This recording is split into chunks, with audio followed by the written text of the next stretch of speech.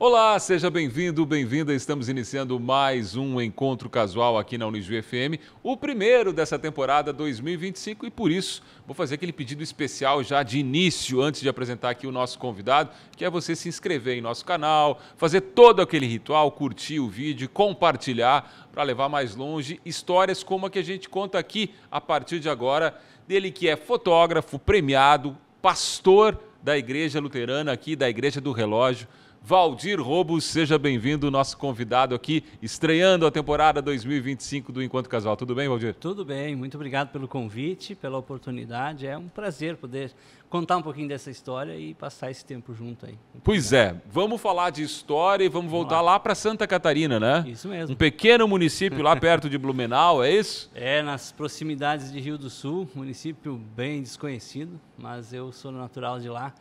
O município chama Trombudo Central, uma pequena cidade, em torno de 8, 10 mil habitantes. E lá eu passei minha infância, minha juventude, até eu sair de lá então para estudar. Nessa infância aí já dava mostras do que o Valdir ia fazer para a vida, e aí eu estou falando das duas paixões, vamos dizer assim, a fotografia e também, né, a vida como pastor. Sim, com certeza. O envolvimento na comunidade sempre foi muito grande. Meus pais são envolvidos na igreja, então eu já tive esse início lá desde a minha infância, né? E com relação à fotografia, eu cresci num sítio rodeado de mato e o meu passatempo, filho único, meu passatempo era fazer trilha, né? Andar no mato, fazer trilha e por aí vai. Então a gente aprende a gostar da natureza, aprende a conviver com a natureza desde pequeno e isso acaba ficando. Não sei se diretamente isso influenciou na escolha pela fotografia de natureza, mas eu acredito que tem suas raízes lá, sim. Ficava muito sozinho, Valdir? Imagina uma infância mais solitária, assim, com pouca criança? Sim, no interior, né? Então, tinha vizinhos eram distantes, tinha alguns vizinhos que a gente se encontrava para brincar, mas boa parte do tempo era sozinho mesmo. Então, tinha que criar as brincadeiras, tinha que inventar alguma coisa. E além da questão da família estar presente na igreja, enfim, também já tem na família alguém que olhava a questão de fotografia, ou pelo menos de ter um olho diferente para enxergar, porque o bom fotógrafo, antes mesmo de saber mexer numa câmera, ele tem o olho, né? Observa de uma maneira diferente. Sim. Olha, não tenho registro de ninguém, aliás, tem um familiar distante, acho que é um primo de segundo grau, algo assim, que gostava de fotografia, mas era algo assim muito aleatório, de vez em quando ele fazia uma outra foto, né? Então talvez tenha alguma ligação com isso, né? Mas os meus pais sempre foram muito observadores da natureza, né? Sempre conviveram com a natureza, com tudo que tinha em volta de casa ali, com um olhar mais cuidadoso. E essa observação passou também. Eu acredito que sim, eu acredito que isso tenha algum vínculo, né? Mas de fato, né, o olhar é fundamental, né? Então antes de apertar o botão, como a gente fala, né, de clicar a foto, tem todo um caminho, todo um processo que é feito para construir aquela imagem. Olhando para trás agora, Valdir, lembra de algum momento assim que te deu esse estalo, tanto da vida como pastor, enfim, à frente de uma comunidade, quanto para a fotografia? Eu quero fazer isso da minha vida. A vida pastoral começou bem cedo, já na minha juventude, já pelos 18, 19 anos, nós tivemos um pastor estagiário na comunidade que era alguém muito dinâmico, com jovens, a gente fazia acampamento, a gente tinha uma atividade bastante intensa, né? Então, acabei olhando por esse lado, dizendo, olha, eu acho que é um caminho que dá para seguir, eu acho que eu me identifico com isso, né? Com essa vivência com pessoas, com jovens, né? E acho que de lá começou a brotar já esse desejo, né? E a fotografia, ela foi um processo mais longo, né?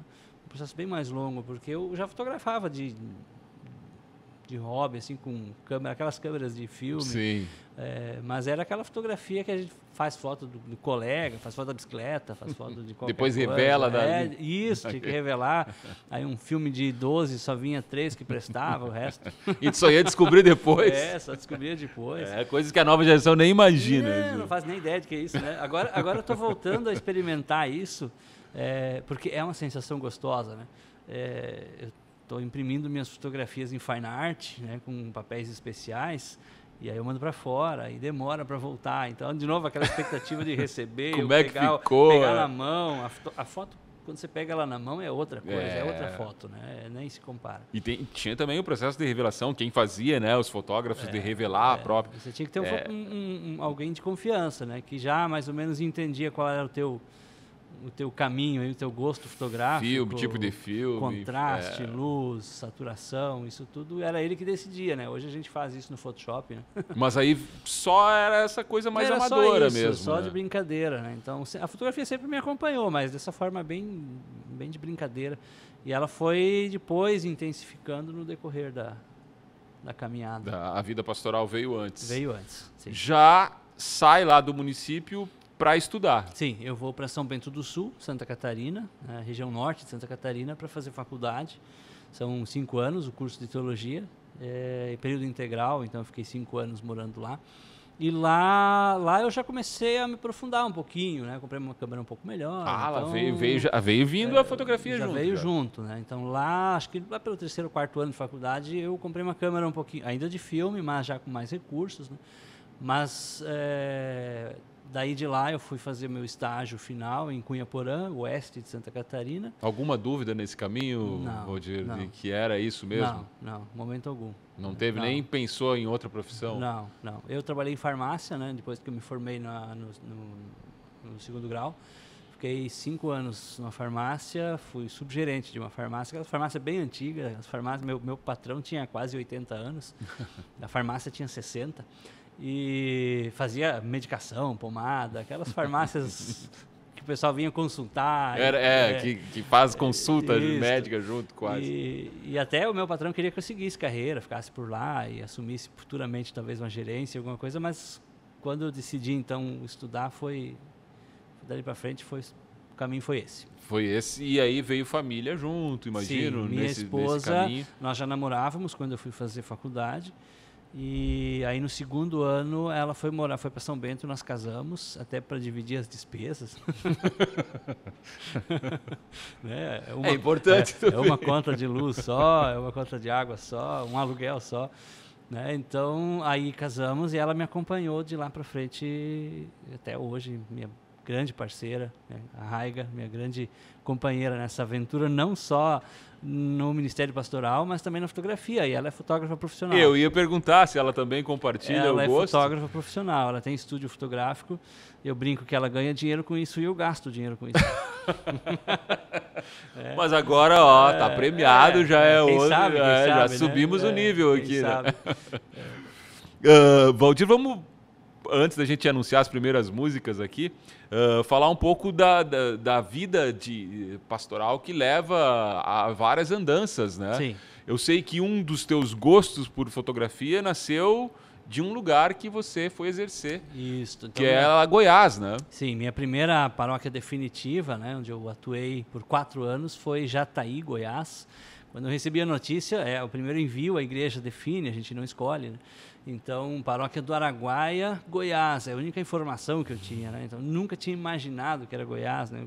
O cara cresce ali no interior de Santa Catarina, o mundo é só aquele, né? Então, e como é que foi chegar no primeiro momento foi um susto, né? E aí, quando fomos para lá, me encantei logo de início. As paisagens são lindas, Cerrado é maravilhoso, né? Toda a biodiversidade e a luz é muito bonita. E eu tive o privilégio de atender uma comunidade que ficava no município onde é a sede do Parque Nacional das Emas, que é o maior parque de cerrado do mundo, preservado, né? E aí lá eu tive contato com esse lado da observação. Uma fauna riquíssima. Fantástico. E acho que um episódio, não sei se posso contar agora mas com toda certeza pode. Acho que talvez o que mais definiu essa escolha, eu fui fazer um passeio no Parque Nacional das Emas com um guia que eu conheci lá. E nesse primeiro passeio eu avistei, a gente encontrou, ele me mostrou uma ave que fazia 50 anos que ela era considerada extinta. Nossa! O Conotropis mesoleuca tiebicudo. E ele havia sido redescoberto, acho que não faziam 5 anos, que eles tinham reencontrado ele ali no Parque Nacional das Emas, um casal. E eu tive o privilégio de ver e fotografar essa ave, e acho que para mim isso foi o que mais marcou no início, sabe? Essa é uma fotografia que tem até hoje. É hoje guardada. A foto não é boa, o equipamento era precário, Mas a não tem técnica colura, mais ainda, né? Mas a foto está guardada com muito carinho. Acho que foi uma das coisas que me fisgaram o coração, dizer assim, é por aí, é isso que eu quero. Pois é, daí foi decisivo para ter equipamento melhor.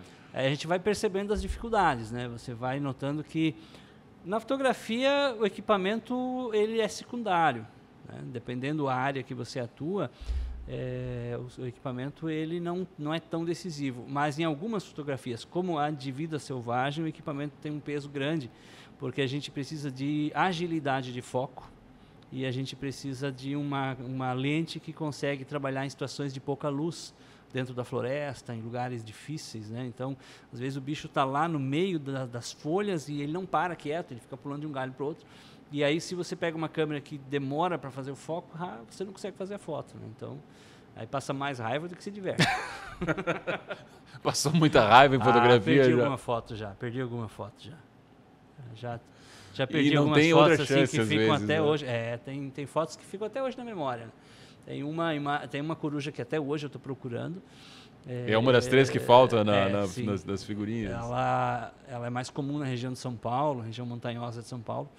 E eu viajei para lá para procurar ela. A gente fez uma expedição, caminhamos 3, 4 horas de noite numa fazenda. E aí, quando encontramos ela, a hora que eu levantei a câmera para fazer a foto, ela voou. Então, a única memória que eu tenho assim é de ver ela saindo do galho e indo embora, né? Então, até hoje, né? Nunca mais vi. Vai ter que ir lá de novo. Eu vou procurar ela. Agora, na saída para Brasília, aí tá programado, já estou tentando organizar uma procura dela lá. E o Valdir está falando de Brasília porque ele recebeu um prêmio, a gente nem entrou aqui, o Brasília Photo Show. Mas isso a gente vai falar no próximo bloco, Valdir, porque chegou a hora da gente anunciar as primeiras músicas do programa. O Encontro Casual é a parte mais difícil aqui. Já entra ano, sai ano, e eu costumo dizer a mesma frase, que a parte mais difícil é a escolha musical. O que a gente ouve aí? Com certeza. As 2 primeiras do programa. As 2 primeiras, cara, o que a gente vai começar aí da listinha. Tá com a lista? Deixa eu ver se eu tô com a lista aqui. Procura a lista aí, que é contigo essa lista. A lista tá gravada aqui em algum lugar. Peraí. E foi difícil selecionar, Valdir? Foi, cara, foi.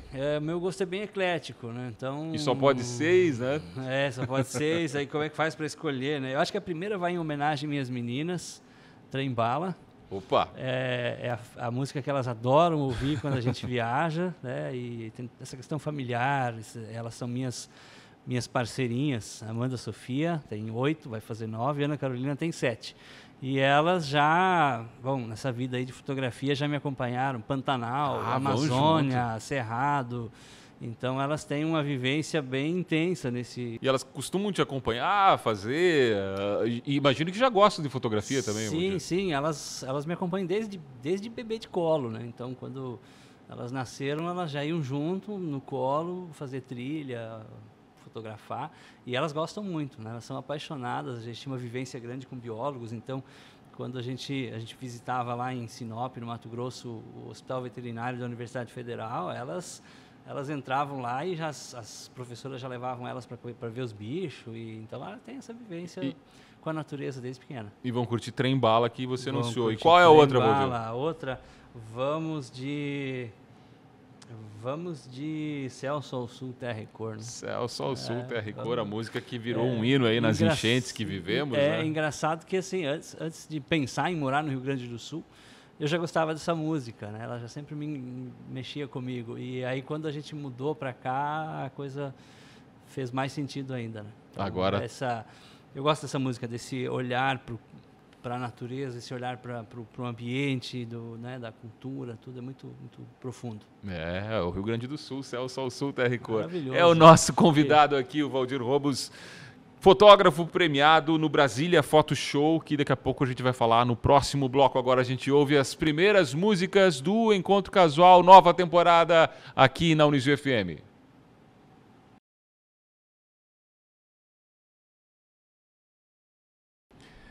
Voltamos aqui com o Encontro Casual, recebendo o fotógrafo e pastor Valdir Robos, que ganhou o prêmio Brasil Photo Show, Brasília Photo Show, melhor. Mas antes da gente falar do Brasília Photo Show, eu quero saber da tua vinda para cá, né, Valdir? Que foi num período conturbado, eu estou dizendo do mundo inteiro, né? Sim. Em meio à pandemia, em 2021, você chegava à capital mundial das etnias. Isso mesmo. Depois de ter estado em Sinop, né? Sinop, no Mato Grosso. Fiquei 4 anos em Goiás e 10 anos em Sinop. E Sinop foi decisivo na fotografia, porque eu atendia muitas comunidades do interior e às vezes eu tinha... Boa parte das comunidades ficavam a mais de 100, 200 quilômetros de distância em estradas de terra.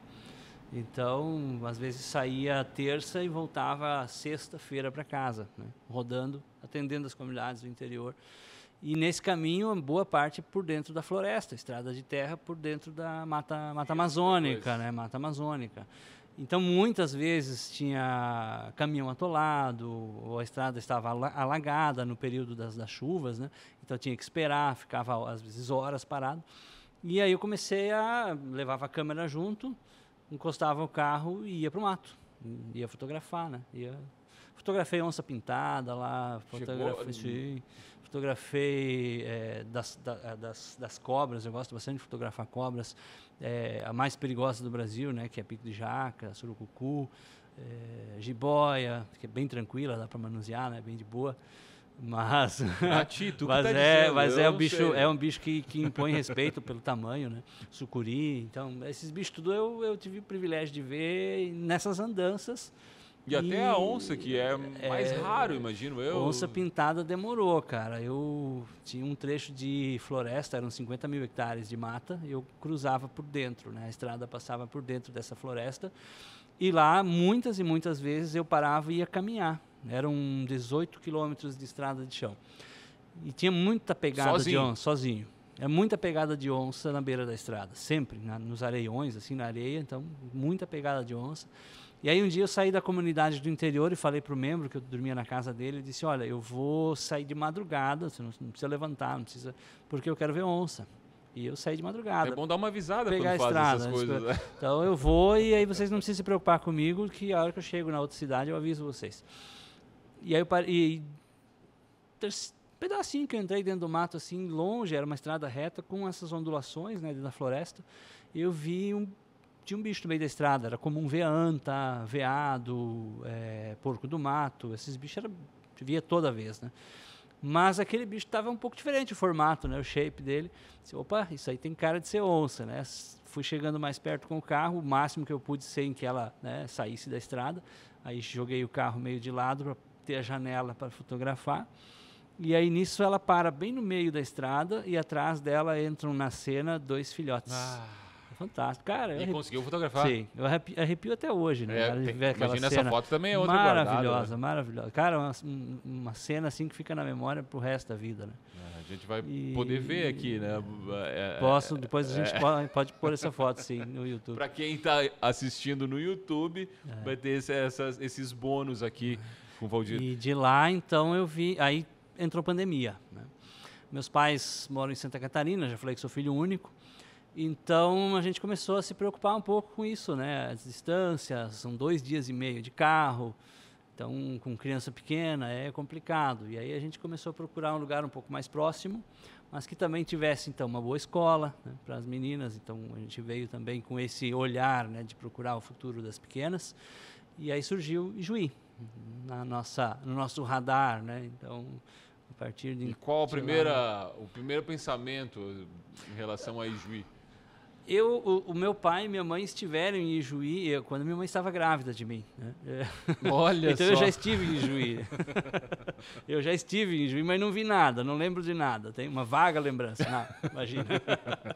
Mas eles sempre falavam, Ijuí sempre esteve assim, eles contavam dessa viagem na época, isso em 1980, né? Então, e aí quando surgiu, acho que já estava um pouco familiarizado com isso. Não causou tanta estranheza quanto Goiás, por exemplo? Não, de forma alguma, né? Porque já era algo que estava no imaginário, né? Já tinha alguma coisa. Agora, chegar aqui no período que foi deve ter sido um desafio, né? Sim. Isolamento social, alguém que está chegando e não pode conviver com as pessoas. Demorou bastante, né, para a gente conhecer a comunidade. Né? Então a gente tinha contato com as lideranças, ainda fazíamos os cultos gravados, né? Então como eu tinha esse conhecimento, né, da área da fotografia e da filmagem, então facilitou, né? Então a gente tinha equipamento para isso. Então gravava, editava, publicava, e só que não tinha o contato pessoal com os membros, né? De visitar, de conversar, de conhecer. Então é estranho porque nas outras comunidades que eu cheguei, né? A gente já chega logo e já se enturma, já conhece pessoal, já marca um encontro, já faz um almoço, já celebra um culto junto, e aí foi diferente, né? Demorou. Até o final de 2020. Até o final, foi meio ano, eu cheguei em julho, foi meio ano assim nesse ritmo aí. Até que a coisa começou, então, a abrandar um pouco. E aí tem uma outra coisa que eu tenho certeza que eu tenho que te perguntar, que é você hoje administra a Igreja do Relógio. Sim. A Igreja do Relógio, que é um patrimônio de Ijuí. Como é que foi para ti, Valdir, ter esse contato com a Igreja do Relógio e saber disso, né? De que ela é um patrimônio de Ijuí, é algo muito importante, é uma referência hoje no Ela Ijuí. faz parte da história da nossa igreja no Brasil. Agora, ano passado, a gente comemorou 200 anos de presença luterana, imigração europeia. E nós comemoramos esse ano 130 anos de existência da comunidade, né? Foi a primeira comunidade constituída em Ijuí. E quando a gente olha, né, se candidata para um lugar assim, vem todo esse medo também, né? É uma história grande. É uma responsabilidade, né? Não é uma comunidade recém-formada, né? Então tem todo um histórico, né? Mas é muito bom estar aqui em Ijuí, é fantástico. A comunidade da Igreja do Relógio, a nossa SEI, comunidade muito acolhedora, dinâmica, então... E o relógio, e a igreja? O relógio é incrível, 112 ou 113 anos, eu não vou lembrar certo agora, do relógio, ou a máquina, né, que ela foi instalada.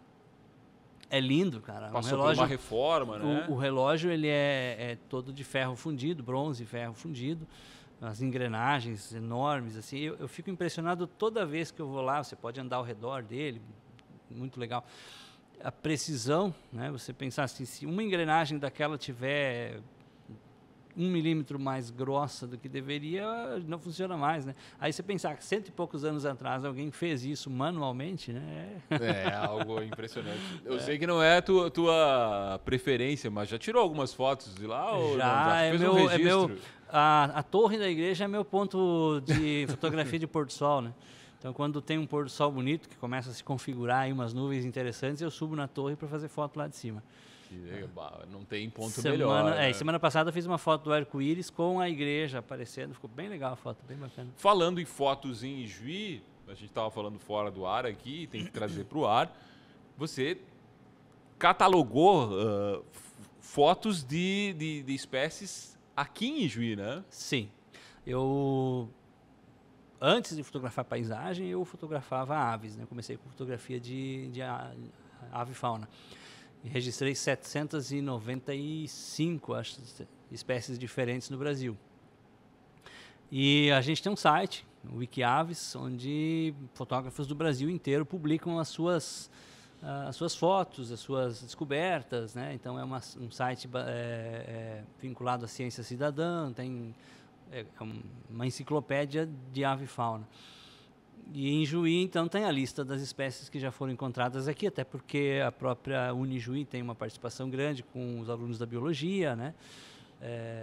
Tem um grande ornitólogo que é formado na Unijuí, que foi responsável por minha caminhada. Hoje ele mora na Alemanha, trabalha com observação de aves mundialmente, né? O Adrian Rupp estudou aqui, talvez alguém já tenha visto e conhecido ele, né? E aí a gente olha essa lista e tenta descobrir espécies que possam ocorrer aqui, que não estejam ainda catalogadas, que não tenham sido fotografadas, né? Então a gente descobriu algumas já. Entre elas, 4 corujas diferentes, né? Uma já tinha registro, mas era antigo o registro. Uma saracurinha bem pequena, uma sanã. Então, De vez em quando a gente descobre algumas espécies que não havia registro. E Juí é mais rica do que as pessoas pensam em termos de fauna? De ave e fauna, a gente estima que Juí deva ter, não tudo catalogado ainda, mas pela redondeza, né, e a observação ao redor, aí, em torno de 280 espécies. 280 espécies. Nós temos agora no Wikiaves, se eu não me engano, 240 catalogadas. Olha só. Já registradas em Juí. E outra coisa que você me dizia fora e que e juienses como eu às vezes não dão valor são as paisagens de Juí, né? E Juí tem paisagens bonitas, não é? Maravilhosas. Lógico, ao contrário do que se pensa, né? A gente quando fala de paisagem, o que vem à mente? Né? Patagônia, litoral, Fernando de Noronha, esses lugares impressionantes, né? Que eu sempre brinco assim, cara, lá você não precisa ser fotógrafo, você precisa levantar a câmera e apertar o botão e a foto vai estar bonita, né? Então, porque o lugar em si já resolve boa parte do problema.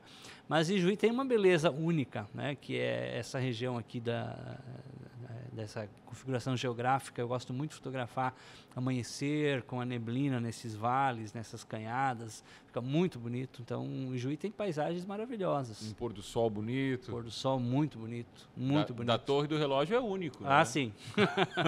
Ali é muito bonito. Mas eu gosto bastante também das paisagens rurais, né? A gente tem umas árvores solitárias que ficam maravilhosas com o pôr do sol, né? A Torre do Relógio é aberta a pessoas que querem visitar lá? Para subir bem na parte de cima, lá onde está o sino, é mais complicado. Tem uma escadaria bem íngreme, né?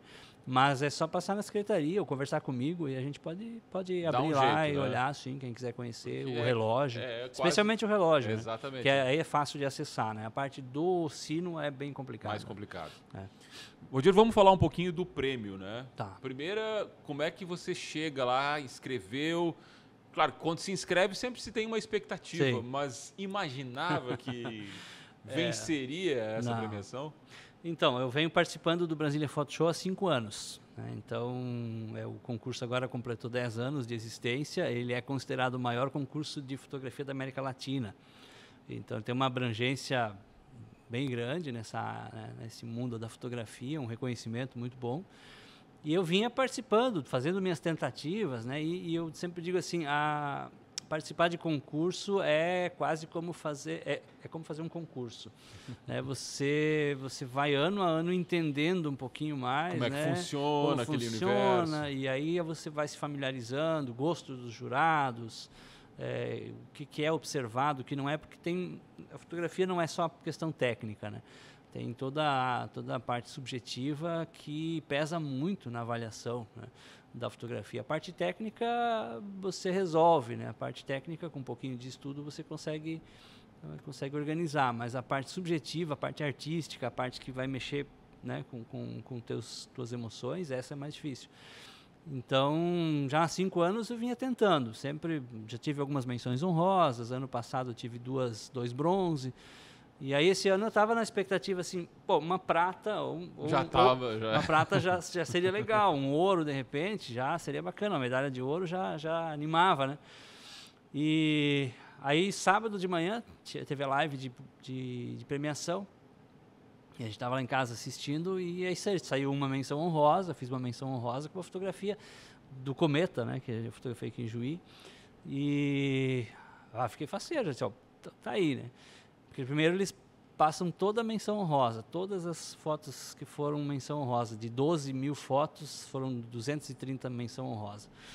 E aí entrou uma minha, e aí nessas categorias que eu inscrevi, que é macro, fotografia de natureza, não entrou mais nenhuma. Eu disse, ou deu alguma coisa boa, ou as fotos nem chegaram lá, né?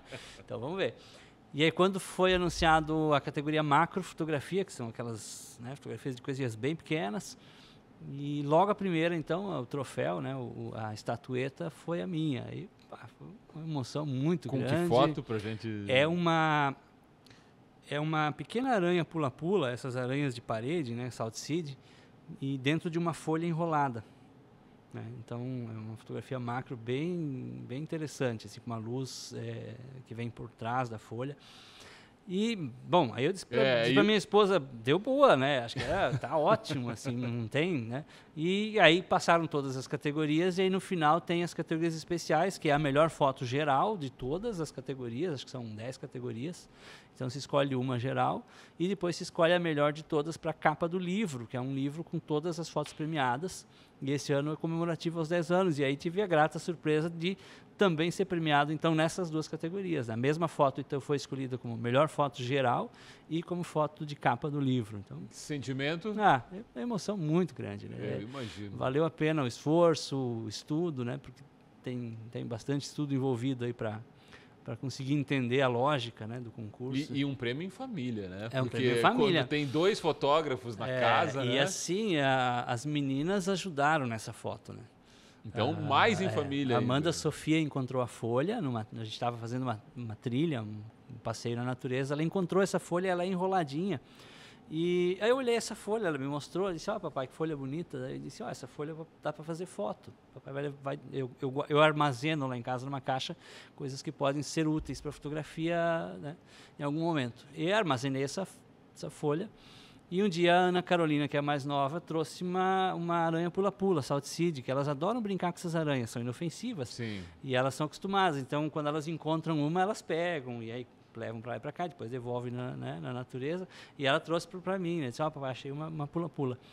E aí, tem uma folha, tem uma pula-pula, vamos montar esse negócio, né? E aí montei o cenário lá, botei a folha, botei a aranha, aí a aranha entrou por detrás e foi no túnel, assim, um túnelzinho, aí quando ela estava quase saindo, eu fiz a foto. Então, aí a foto foi produzida no escritório de casa.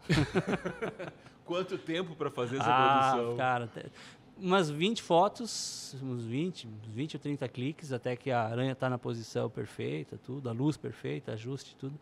Demanda um tempo. Claro que agora fica fácil falar. Agora, quando você fez a foto e viu a foto, viu que era uma foto diferente? Assim, eu olhando a foto, sim, algumas coisas que a gente observa, analisa, né, na imagem, me despertou a possibilidade pela configuração de, olha, é uma foto que talvez vá um pouquinho além do mero registro, né? Mas não era essa foto que eu inscrevi para pensar em ganhar o concurso. E a foto que tu achou que ia ganhar, Valdir? Pois é uma foto preto e branco das minhas meninas numa área de terra seca, ressecada, quebrada, assim.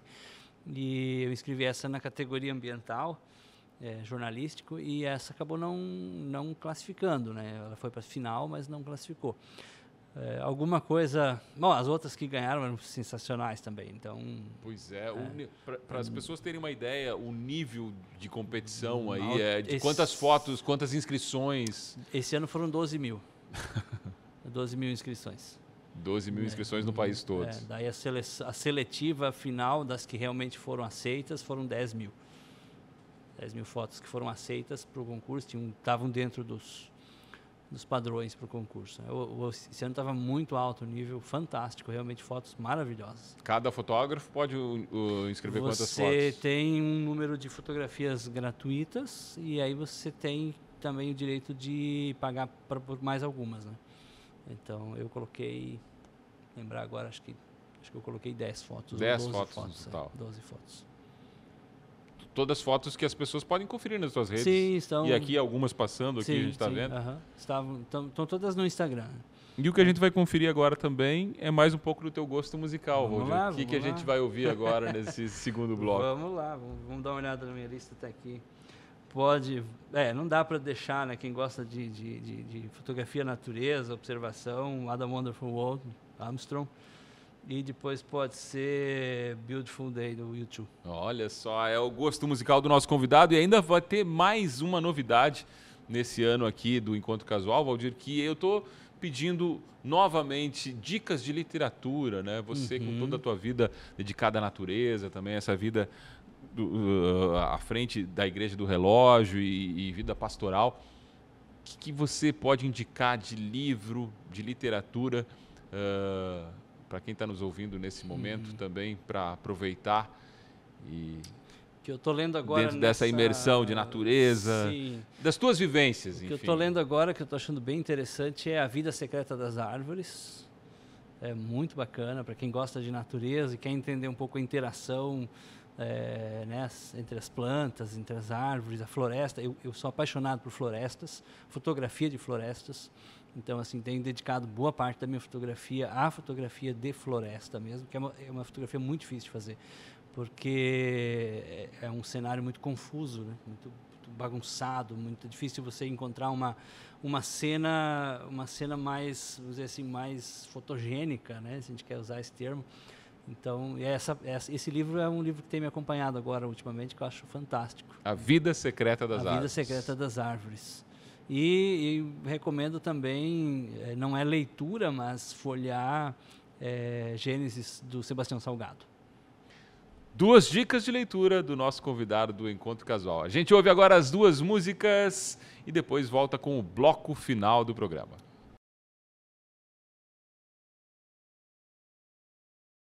É hora do bloco final do Encontro Casual que você está acompanhando aqui com o fotógrafo e pastor Valdir Robos. Valdir, vamos falar agora dessas mudanças que aconteceram, né, em relação à fotografia, e também vamos falar da tua vida como pastor. Né? Infelizmente, aí eu estou opinando aqui, a religião tem sido muito usada em muitos momentos de uma maneira não tão boa, né? Questões políticas, enfim, misturando coisas. Isso tem, ao longo da tua experiência, tem atrapalhado e as pessoas estão menos sensíveis à religião que faz bem, a verdadeira, que eu chamo. E aí eu estou falando de várias religiões, qualquer uma que você segue, mas de uma maneira mais profunda. Eu gosto de diferenciar fé e religião. Religião é uma construção humana. Religião é um conjunto de dogmas, normas, a forma como a gente organiza, né, humanamente. E fé é o meu relacionamento com Deus pessoal. Né? Então eu acho que a gente tem que saber diferenciar isso. Fé é uma coisa muito mais profunda. Né? Nem todo mundo que é religioso tem fé. Né? Nem todo mundo que é religioso tem fé. Ele segue uma cartilha de normas, ele segue um roteiro, se a gente quiser dizer, né? Mas é frio.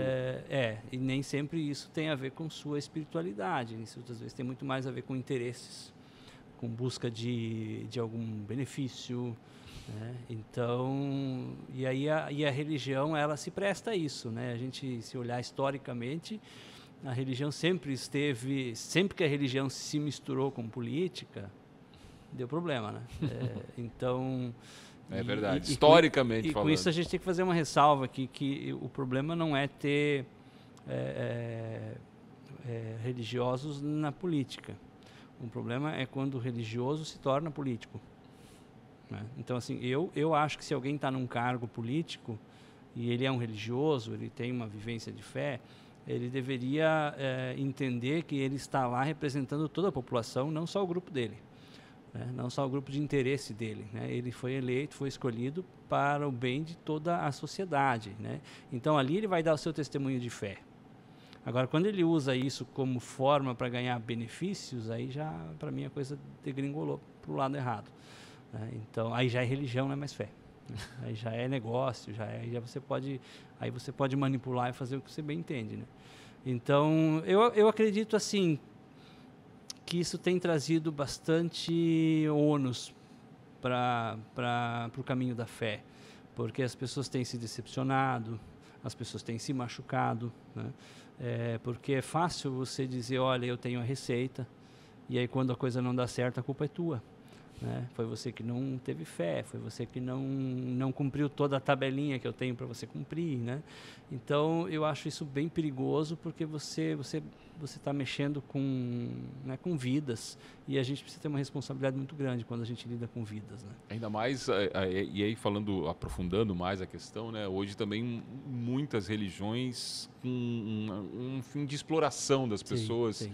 E longe de fazer outra coisa senão tirar proveito, né? Manipulação, exploração financeira mesmo, né? Infelizmente, e isso traz prejuízo para as religiões, as sérias. Infelizmente, o ser humano tem essa facilidade, né, de corromper as coisas, né? De pegar algo que tem um propósito nobre e corromper e usar isso para fins não nobres, né? Então mas isso não é uma coisa de agora. Se a gente olhar isso, Jesus já brigava com os fariseus por causa disso, né? Então já virou tudo lá no templo. A confusão já começa lá, ou já começa antes, né? Já tem problemas bem anteriores, né? E não só na religião cristã, também em outras tantas religiões, né? Mas, sim, com certeza, esse tipo de atitude ele acaba prejudicando, porque é difícil você separar, é difícil as pessoas entender, né?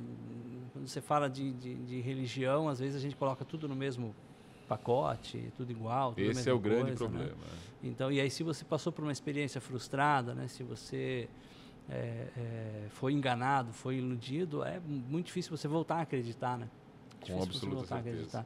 Eu gosto muito do JJ Camargo, escritor gaúcho, médico, né? O Dr. JJ Camargo. Ele tem uma crônica dele que ele fala de um paciente dele que estava com câncer terminal e aí ele tinha dificuldades em crer e aí ele vai conversando, o Dr. J. Camargo atende ele e eles têm um longo relacionamento até que finalmente ele falece, né? Mas no final ele diz, olha, eu encontrei generosidade nas tuas ações, nas pessoas que cuidaram de mim. Talvez essa seja uma maneira da gente falar de Deus, né? Talvez essa seja uma forma da gente falar de Deus, né? Através da generosidade, né? Através desse amor pelo próximo. Com absoluta certeza Do mesmo modo, Valdir, a tua outra profissão, porque já é uma profissão também. Hobby. É um hobby que está ganhando... É um hobby, é um tratamento... Mas nunca foi tão fácil tirar fotos, né? As pessoas hoje carregam o celular e fotografam muito.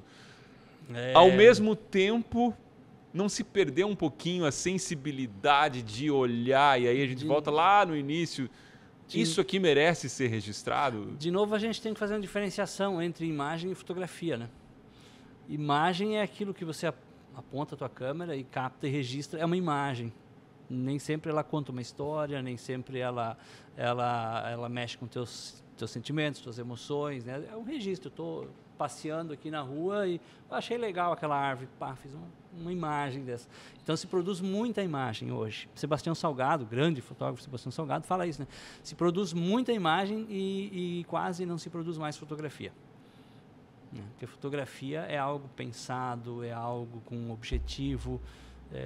Então, na grande maioria das vezes, quando a gente fotografa uma cena, um momento, a gente tenta contar uma história com aquele momento, né? Pensando em paisagem, a gente tem as referências, né? Eu sou um apaixonado por Tolkien, todo o universo do Tolkien, né? Então, muitas das minhas fotografias de paisagem, de floresta especialmente, elas têm a sua raiz lá nas minhas leituras de Tolkien, né? Minha imaginação desde adolescente, né? Lendo Tolkien. Então, a gente tenta transcrever ou, de alguma forma, apresentar isso através da fotografia. Então, é uma diferença, né? Uma imagem é algo, às vezes, raso, né? Nem sempre tem alguma história por detrás, mas a fotografia, sim. E as pessoas estão mais insensíveis, assim, de perceber... eu tenho na minha frente uma imagem que pode virar uma fotografia, que merece virar uma fotografia porque está contando uma história? Eu acho que as pessoas ou sem paciência? Eu acho que as pessoas estão saturadas. Estão saturadas de imagem. E as redes sociais contribuem muito para isso, né? Porque você vê, se você quiser, você vê milhares de imagens passando o dedo, né? Durante o dia.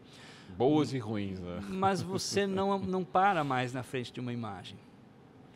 Eu tô imprimindo minhas fotografias em papéis fine art, são papéis de museu, e quando chega em casa eu fico um tempão com aquela imagem na mão, pego uma lupa, vou olhar os detalhes e sabe, eu entro naquela imagem e a gente observa aquela imagem e eu volto para ela de novo, né? Então não é que passou o dedo, que bonito. E aí, lógico, a gente vê na internet, nas redes sociais hoje o que pega. É saturação. Quanto mais colorido, quanto mais chamativo, quanto mais gritante, porque precisa chamar a atenção no momento exato em que você passou o dedo. Causar já. Se ali não te passou, já foi, já era, né? Então, eu percebo assim, imagens premiadas, eu participo de vários concursos, alguns concursos fora do Brasil, tem um concurso russo muito bom chamado 35 Hours, Ano passado eu fiquei entre as 100 melhores da categoria Floresta. E são imagens que, se eu publico no Instagram, tem pouquíssima curtida. Porque são imagens, não são imagens coloridas, não são imagens, às vezes, imagens com neblina, com poucos detalhes, né? E aí você precisa entrar naquela fotografia, você precisa te aquietar, você precisa dar tempo para aquela fotografia conversar contigo, né? Isso as pessoas não têm mais. O mesmo vale para a religião ou para a fé, né? Precisa desse momento, né? Vamos dizer assim, a cultura do fast food, né? Tudo é rápido para agora, imediato, né? Então, textos rasos, livros com conteúdo raso, com promessas imediatas, né? Vai te resolver teu problema amanhã, hoje, faz isso e aí vai estar tudo resolvido. E a dificuldade que as pessoas têm hoje de ler um texto mais denso, né? De você pegar um texto teológico mais profundo, um texto onde você realmente precisa questionar os teus posicionamentos, refletir sobre... são textos que quase não tem mais procura, né? Ou o próprio Tolkien, né? Que é um texto grande, né? Cansei de escutar. Eu comecei a ler, não dei conta. É muito enrolado, né? Porque o Tolkien, para falar, o sol está se pondo, ele é 3 páginas, né? O Senhor dos Anéis tem mais de 1000, né? Para você e cheio de interpretações ali. Eu li só 4 vezes, né? Então, eu li 2. Opa, temos assunto aí para um próximo. Temos assunto. Já fiz minha monografia de conclusão de curso em Tolkien. Sobre Tolkien, né? Tolkien e Lutero, um diálogo entre Tolkien e Martim Lutero. Sobre a questão do mal, compreensão de mal. Porque tanto Tolkien quanto Lutero eram leitores de Agostinho, né? Então Sim. Eles têm sua raiz lá. O Lutero, eu juro, admitindo aqui, não sabia, mas sim. o Tolkien sim. O Lutero tem uma raiz profunda com Agostinho, né? Santo Agostinho. Então os dois têm uma percepção do mal muito interessante, a questão do serve-arbítrio, né? Livre-arbítrio. Então aparecem estruturas soteriológicas no Senhor dos Anéis, né, de diferentes pontos, bem legal. O Senhor dos Anéis se você não leu, leia. Vale fantástico. A pena. Vale a pena. Mais uma indicação de livro. Mais uma indicação de livro. O problema é ler depois do filme, né? Quem leu antes do filme, não sei se você leu antes. Eu li, eu comecei a ler quando iniciaram os filmes. Isso aí. Quem leu antes do filme. Então eu estava lendo e daí passou o primeiro filme. Mas o livro é muito mais denso, né? Muito mais denso. Tanto que tem... Agora vai chegar, inclusive, né, um novo filme Sim. de uma parte do livro que nem foi explorada na trilogia. Entramos num universo aqui totalmente tem assunto para ir longe aí, cara. Por isso que é encontro casual. Dá para ir longe nessa conversa aí. Valdir, vamos fazer o quadro existencial agora, um quadro que chegou ano passado, aqui é o segundo mais difícil do programa. Vamos lá. Qual é o mais difícil, então? O mais difícil é a escolha das músicas, esse continua imbatível. Qual é o maior sonho atual do Valdir Robos? O maior sonho? Cara, viajar para a Patagônia. Já adiei 2 vezes. A coisa mais bonita que o Valdir Robos já viveu? A minha família. A coisa mais triste que o Valdir Robos já viveu? Saudade. Saudade da minha família. O que é a morte para o Valdir Robos? A morte é a porta para a vida que vem. E para finalizar, o que é a vida para Valdir Robos?